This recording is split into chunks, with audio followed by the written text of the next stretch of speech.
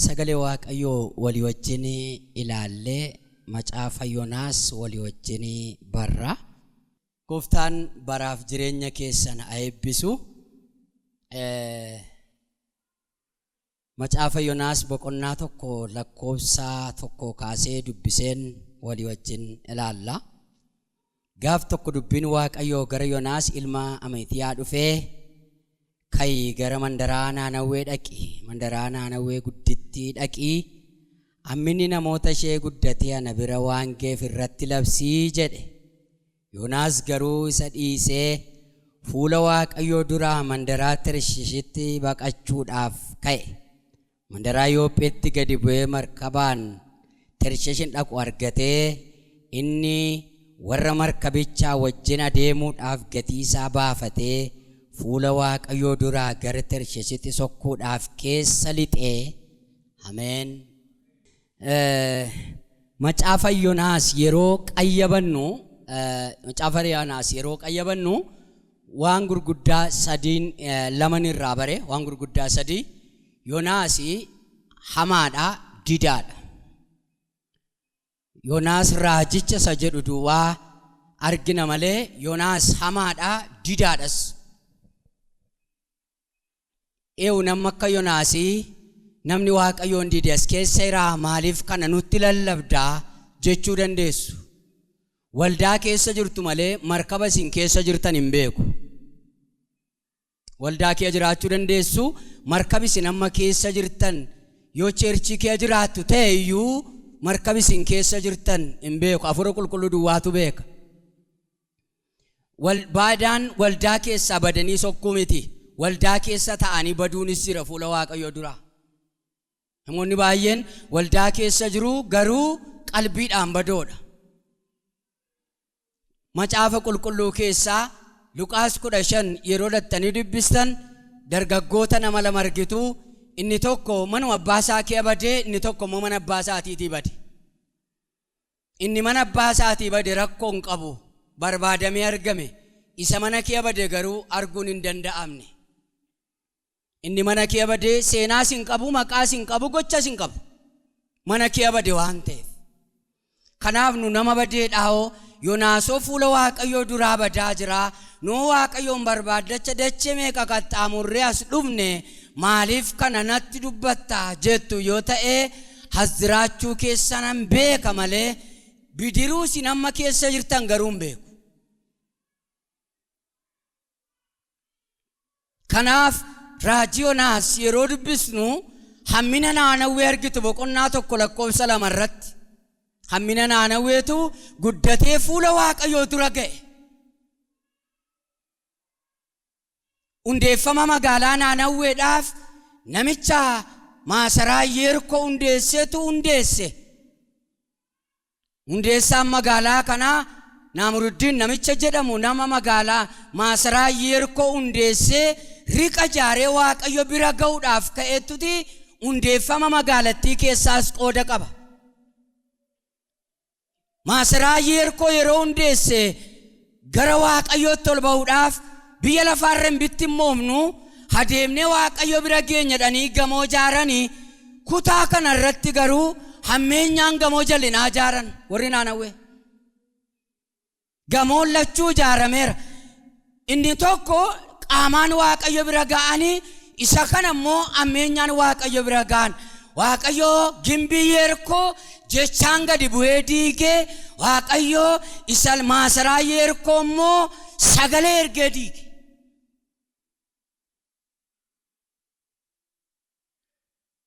Kanaaf Naanawwee ilaaluudhaaf yeroo gadi ba'u Naanawwee arguu dhabe Waaqayyo.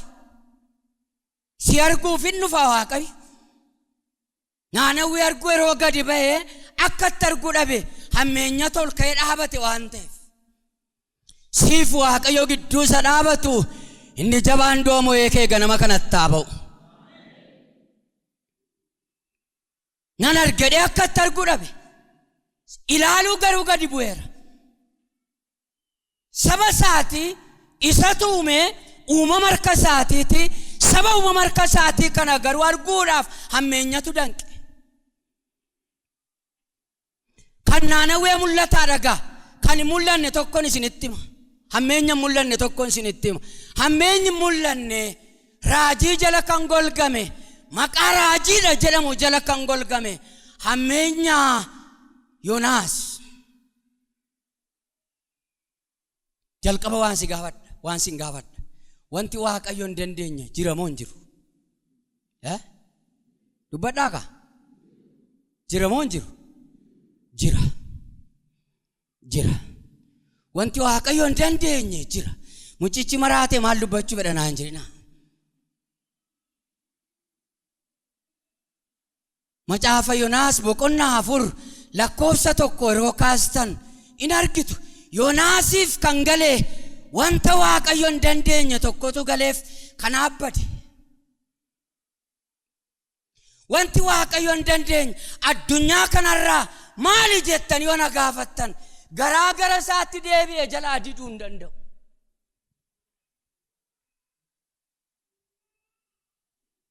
Oli galleerra gara isaatti deebi'ee jalaa danda'een didu. Ani waan tokkoon beekaa jedhe Yoonaas. Eenyaan yeroo ati kana gootu annaqee ergicha nan dubbadhu. Yeroon ergicha dubbadhu sabichi qalbii jijjiirrateen deebi'a. Gara laafummaa keen beeka. Anaan sobduu na gochuufet cikicikii kenna kunan sokkadhe. Maaliif protokoli isaa yookis eenyummaa isaa eeggata malee waa'ee saba deebi'u, waa'ee saba qalbii jijjiirratu, waa'ee gara laafummaa Waaqayyootti hin dhaga'amne.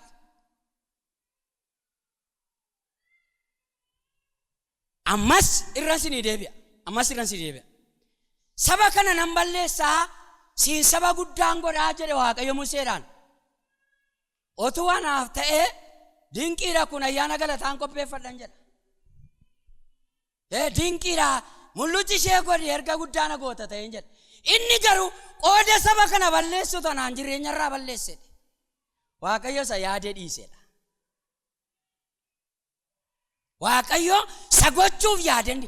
Nami sirriin addunyaa kanarra jiraannaan Waaqayyo yaada geddersiisa.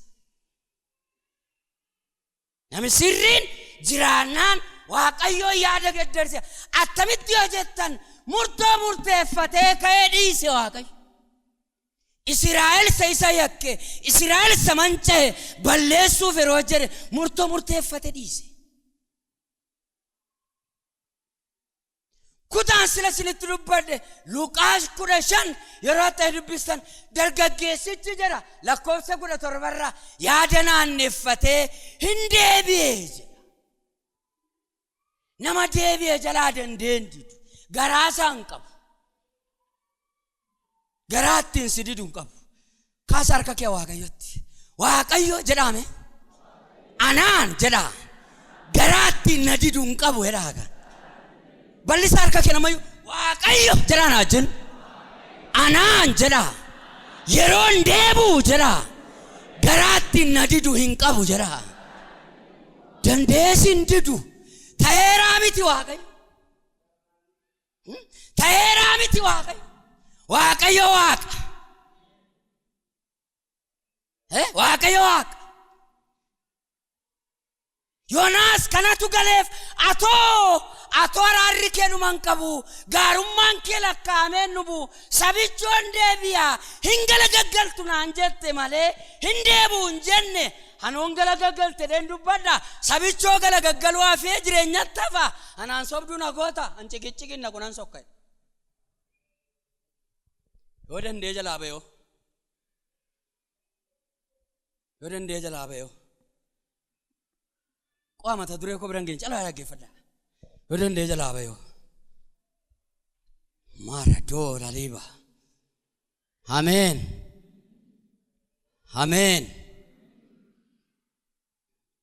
Diiguu dhuftee waldaa kana naa hin jedhaa malee akkas cabee ba'eetii waan akka galaana wayiin arga. Staadimii wayiin fakkaatu galaana wayiin arga. Kana waan argiteef dinqifattaa gana waa arguuf jirta jedhamini Waaqayyo. Gana arguuf jirta kanarra kan caalu jedhamini. asiyachi ta'eeti kaseer kulii wayinaannee guddaa tokko na agarsiisa lafa kanarratti. Gooftaaf galannaa ta'u. Ilma namaa kan hin taane tab jedhanii dhufanii naannaanii akka gaardotaatti garaa goranii dhadhaabatu. Nam callume dhee ol lixaa hin fayya. Callume dhee ol lixaa hin fayya. Ati kun cigiin hin jiru. Kottan naqabii luka koo naqabii miila koo naqabii mataa koo naqabii hin jiru. Jabaan harka nama qabu waaqarraa lafa kanarratti gadi bu'eera.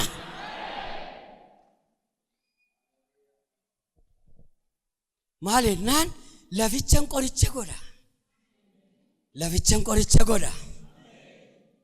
Kotteen koo inni madaa'e laficharra waan ejjeteef dadhabbiin akka kana duraan ta'u. Hallelujah. Dadhabbii warra tajaajilanii dadhabbii warra tajaajilamanis akka kana duraan ta'u. Hanaffannoo irratti xumure waan ta'eef lafichaan qoricha godha jedha Waaqatu.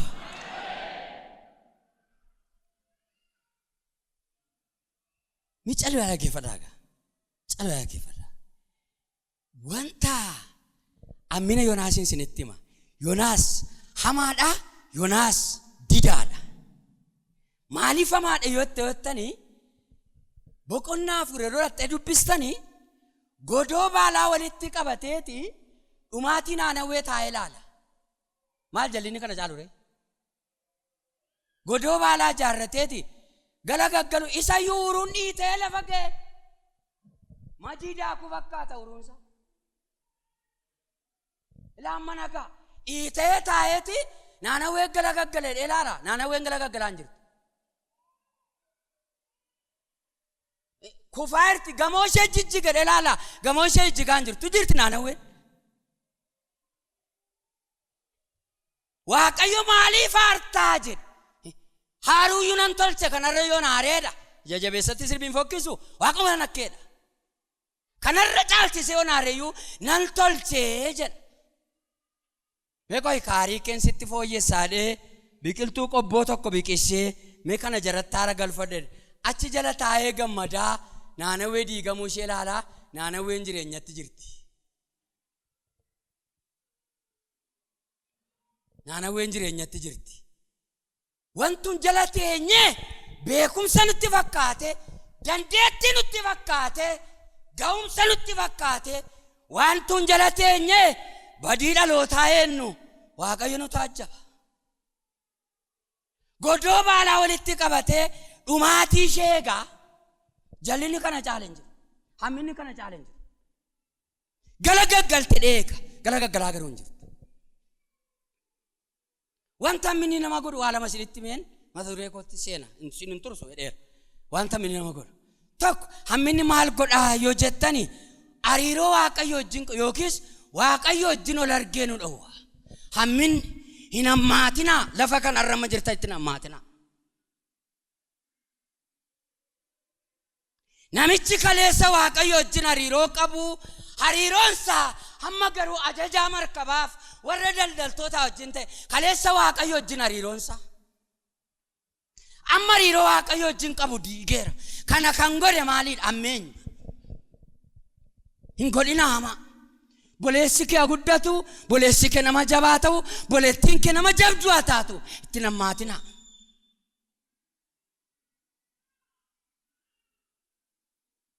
Namatti hammaattu yoo ta'e obboleessi yookiis obboleettiitti hammaattu suni yerootti kadhataa fuula Waaqayyo dura deemtu namuma gabaabaa akka kooti yoo ta'e gaafati kadhannaadhaaf fuula Waaqa dura deemtu gimbii ergoo ta'e. Ammeenya isaa sitti mul'ata waan ta'eef. Kanaaf Waaqayyo naannawee arguuf yeroo gadi ba'e tulluu ammeenyaatu Waaqayyoof naannawee gidduu jira. Lama hariiroo Waaqayyo wajjin qabnu addaan kuta. Kaleessa hariiroon isaa Waaqayyo wajjin rileeshinii walitti dhufeenya inni qabu kaleessa Waaqayyo wajjin hamma garuu wajjin yoo jettan ajajoota markabaaf daldaltoota Tarsheeshii wajjin wajjinii hariiroon kee. Kana hariiroo isaa addaan kute heewudha yoo jettan ammeenya. Sadaffaa hariiroo inni sadaffaan hammeenyi fuula Waaqayyootiin nu ari'ata. Yoonaas fuula Waaqayyooti badee ka'e. Midhakaati macaafa qulqulluu keenya keessaati seerumaa boqonnaa 4 lakkoofsa 14 dubbisaa. Qaayeliin Waaqayyoo tariyate miti, hammeenya tariyate. Namni qaayelitti bu'ee jooraa sokkaate abaaramaa ta'a jedhe malee Waaqayyoo jooraa sokkaate ittiin jedherraa kan hafe Waaqayyoo qaayeliin hin ari'anne. Qaayeliin kan ari'ate hammeenya. Nama lama ta'anii aarsaa fudhatanii fuula Waaqayyoo dura dhaqanii Waaqayyoo aarsaa Abeel fudhatee kan Qaayel didee kun immoo mirga Waaqayyooti. Fudhachuuf dhiisuun mirga Waaqayyooti. Kanarraa kan ka'e billaa galagalchatee obboleessa isaa ari'achuudhaaf ajjeesuudhaaf ka'e. Cubbuun balbala kee dura riphee si eeggata. Isa moo Waaqayyo gaafa ittiin jedhu hin dhaga'u. Hamaadha garaansa waan ta'eef. Kanaaf ammeenyaan obboleessa isaa irratti ka'ee erga obboleessa isaa galaafate garuu dachee tariyate. Hammeenya baatta taanaan dacheen kun sin baattu si ari'atti. Gara baabiiftuutti hin sokkeedha. Namni na argu hundinuu na ajjeesa jedheedha. Nama tajjeese miti hojii isaa tajjeese.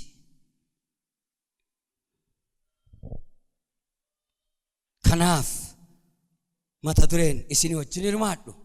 Waaqayyoon diduun rakkoonni fidu qabxii gabaabduu dubbadheen kadhatatti sin fida. Waaqayyoon diduun rakkoonni fidu kaan waliin ilaalla. Yoonaas Waaqayyoon didee jenne Waaqayyoon diduu rakkoonni fiduun isinitti. Jirtuu ka Waaqayyoon diddanii as keeteessan jirtuu ka Waaqayyo wajjin yeroon isiniin jedhu Waaqayyoon diduun raajii ta'anii, ergamaa ta'anii, luba ta'anii, paasterii ta'anii, faarfataa ta'anii diduu duwwaa miti. Didaan akka amantootaa iyyuu hin jiru. Bidiri Waaqayyootti namminee mana Waaqayyoo keessa irra malee didaan akka amantootaa iyyuu hin jiru. Waldaa isa tokko didee ba'ee waldaa kan biraa dhufu.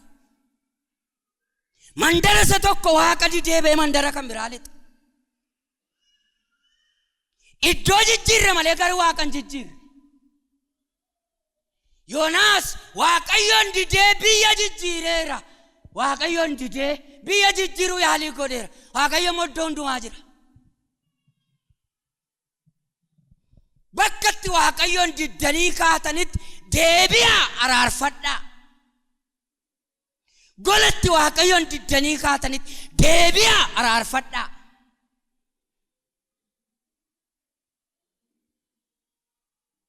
Sababiinsa warri Waaqayyoon didan rakkoon isaanitti dhufe maaliidha yoo jettan Waaqayyoon diduu rakkoon ni fidu. Inni jalqabaa isa nu baata jennutu nu nyaata. Gaafa Waaqayyoon dinu. Laasirratti dhaggeeffadhaa kan. Gaafa Waaqayyoon dinu isa nu baata jennutu nu nyaata. Macaafa Yoonaas boqonnaa 1 lakkoofsa 5-6 dubbisa. Beekumsati na baata jettutu, qabeenyati na baata jettutu si nyaata. Sin baatu si nyaata. Sababiinsa Waaqayyoon diddee jirta waan ta'eef. Yoonaas waa sadii amanatee ba'e. Tokko qabeenya qaba. Birrisaan tal godhee markaba kireeffate.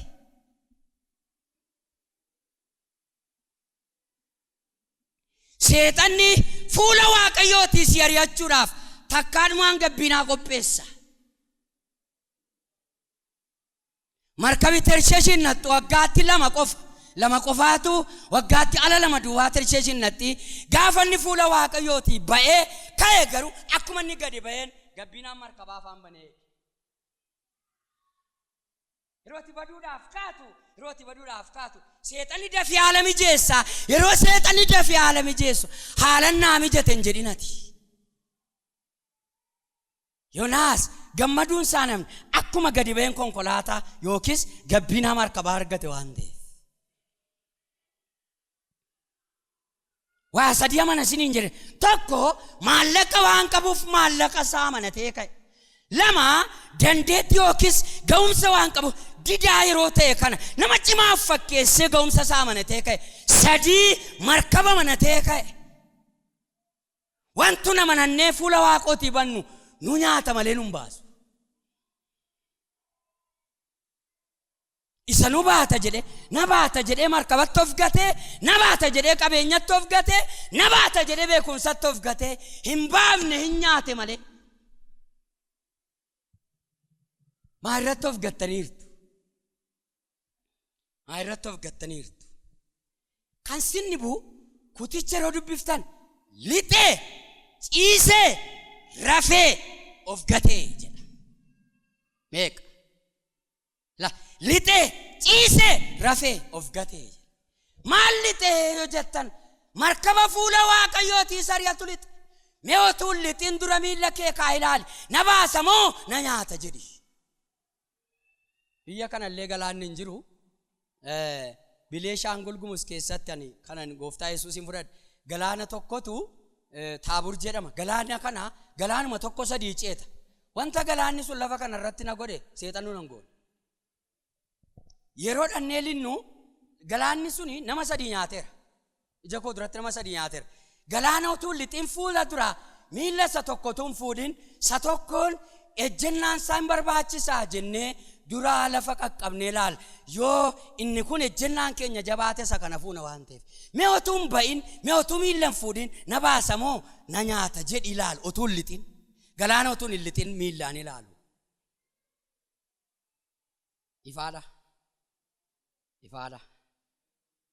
Ifaadha. Simiti. Ifaadha. Waan jechaaru ifaadha. Ila otuu lixin dura laali. Waan lixuuf itti hin lixee jedha. Waan ati lixuuf jette sun si baasa laa. Waan ati lixee fuula waaqooti baduuf kaate sun si baasa laa. Mee dura laali. Hin ciisee jedha. Maal kee ciisaa? Inni irra ciisu sun hin baataa. Hirrafee jedha. Maal baatee raf? Maqaa raajiidha nu baatee raf. Maqaa lallabaa jedhu, maqaa faarfataa jedhu, maqaa raajii jedhu, maqaa luba jedhu baatee rafin, maqaa kiristaana jedhu baatee rafin. Raajii Yoonaas garuu rafa. Maqaa raajii jedhu garuu rafa. Hirrafa garuu.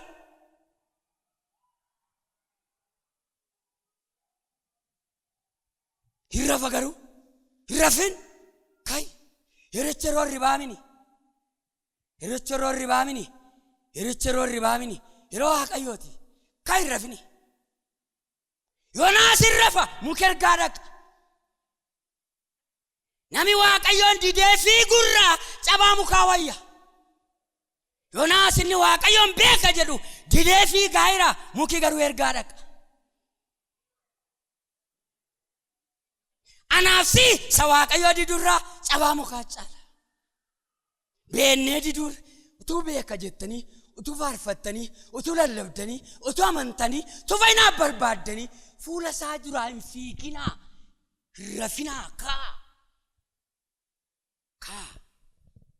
jaallattanii jibbisanis barri kana boodaa bara waaqayyo biyya kanatti fuula deeffateedha.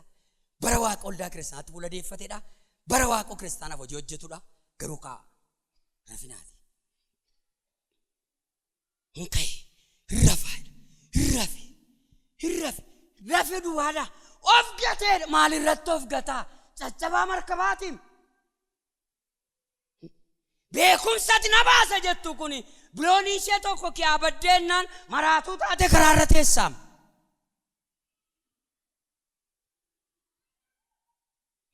Qabeenyaan irratti of gannu yeroo tokko biiliidha takkaman barbadoofti hin haftuum. Bidiruu amansiisaan nu baatu kan hin shakkamne doonii amansiisaan madaa cinaacha Yesuus.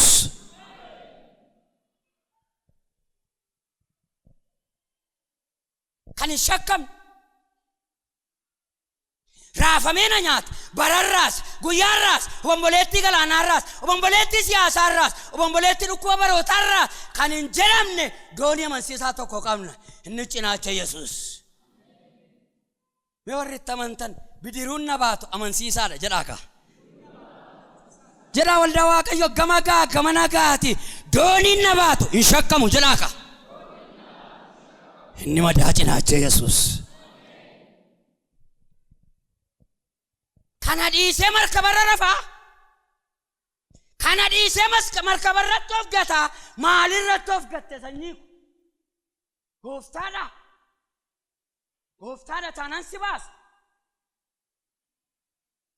wanti Yoonaas irratti of gate na baasa jedhee irratti of gate na baasa jettee maa irratti of gatte kanaaf yeroo Waaqayyoon dinnee kaanu sanu baata jennutu nu nyaata Yoonaasiin hin baafne hin nyaate malee lammaffaa uumamaan gaaffii jala galla gaafa Waaqayyoon dinnu uumamaan gaaffii jala galla uumaa isiniin hin jenne uumamaan gaaffii jala galla gaaffii uumamaa jala galla Waaqayyo duwwaa miti dacha kanas si gaafata yerooti baduudhaaf kaatu macaafni qulqulluun akkas jira uumamni hundinuu mul'achuu ijoollee Waaqayyoo dhimmanii eegu jedha uumama mul'achuu kee eeguutu gaafati fuula isaa duraa baduudhaaf kaatu eessa lattaasiin jedha na caqasaa asirratti wanti hamaan kun sababii eenyuuf nurra ga'ee jedhan gaaffii namni dhiire kun wanti hamaan kun sababii eenyuuf nurra ga'ee jedhee uumama markaba keessa jiru gaafata galaanni sin gaafata markabni sin gaafata nami markaba keessa jiru sin gaafata daldalachi keessa jiru sin gaafata eewun Yoonaasiin question markiitu irra jira uumaa miti uumamni iyyuu nu gaafata gaafa baduuf kaan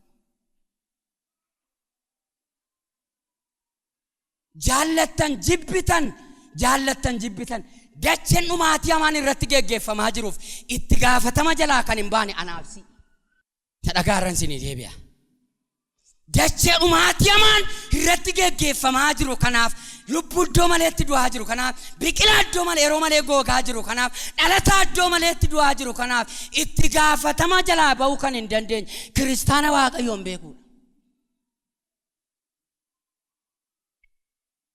kanaaf isinii sababii eenyuuf dhumaa irra sababii eenyuuf markabii keenya raafamaa irra sababii eenyuuf daldalli keenya raafamaa eenyu kan kana nu godhuu jedhan biqilaan eenyuuf googaa jirraasiin jedha lubbuun iddoo maleetti du sababii eenyuuf du'aa irraa hidhee nagaafnaaf siin gaafata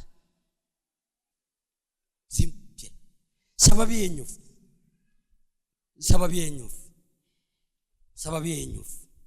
hojiin kee maalii jedhan kaleessan raajii Yoonaasedha amma mooni naggaadee dhadhatee waan Waaqayyo beekan beeku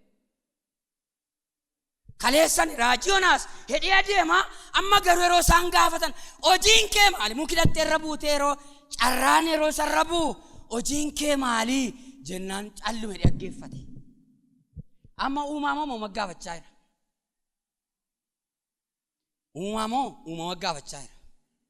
uumama gaafachaa jira yeroo Waaqayyoon dinnu gaaffii uumamaa jala galla isiniin jedheera inni kan biraan eessarat kaleessa tajaajilan naqaa kaleessa ergaan naqaa kaleessa Waaqayyotu na ergettee deemta har'ammoo eessa dhattaa uumama gaafataa jira heeratte Yoonaas jirtaa nama akka Yoonaas fiigaa jirti biikees kaleessa nama biyya Waaqaa ta'e lallaba har'ammoo waa inni Waaqayyotu beeka kaleessa yeroo raaju kaleessa yeroo lallabu kaleessa yeroo dubbatu nu nama biyya Waaqaa ta'e har'ammoo nama biyya yaata akka inni dhumbeeku kan biyyi keessan ammas dubbataan jiru uumama gaafatamas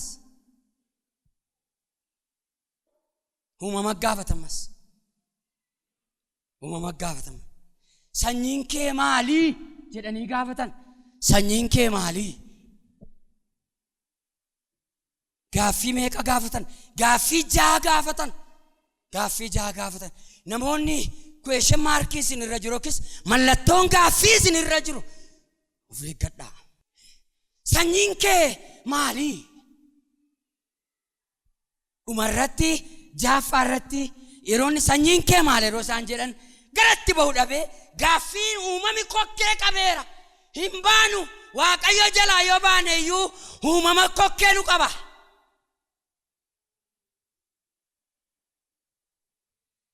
eessannattu Waaqayyo jalaa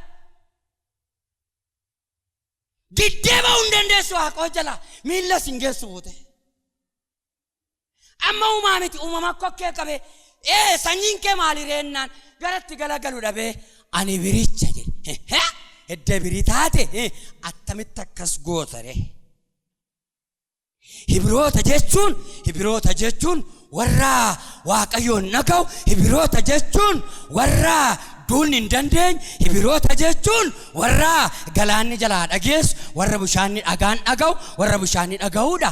Ati nina diddee waaqa diddee deemtuun hibroonni akka godhani attamitti akkas gootare. Ammayyuu gaaffii. Gaafa jalaa ba'uu dadhabu murteeffate.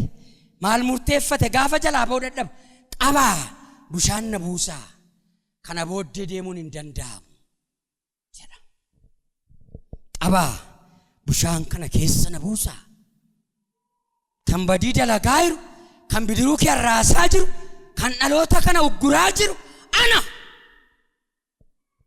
ana yerooti jettu dachee fayya. Ana yeroo jettu dhaloota fayya. Ana yerooti jettu biqilaa lafaa fayya. Ana yerooti jettu uumama dachee kanarra jirutu fayya. Yerooti ana jettu Yoonaas ana yeroo jedhu gabiitte. Hingooliin biyya, hingooliin saba, hingooliin waldaa kiristaanaa, hingooliin addunyaa ana kan badii dalagu jedhu. Ana yeroo ni jedhe qabanii garaajii gashan. Guyyaa 3 garaajii gala garaa qurxummii kee. Garaa qurxummii keessa guyyaa 3. Inni kan biraan ni sadaffaan yeroo no waaqayyoon diduu rakkoon ni fidu. Liqinfama nutti fida. Hin liqinfamna gaafa waaqayyoon didu. Waan fudhannee baane tokkoyyuu fuunee hin deebifnu liqinfama. Yoonaas qabeenya qabu fudhatee bahe tokko isheen hin bifne harkaa liqinfame. Hin waaqeffata malee sabi kun liqinfamaadha. Hin waaqeffata malee addunyaa liqinfamti. Waldaan kiristaanaa liqinfamtuudha. Maaliif waaqeffannaa malaatiin liqinfamtuudha. Deddeebi'a malaatiin liqinfamtuudha. Wanti Yoonaas fudhatee ka'e harkatti namni harkaa liqinfame. Ka'uu dandeessa garuu fudhattee galman geessu liqinfamta. Kanaaf otuu waan ati fuutee kaateen qisaasayin har'a waaqayyotti of laata.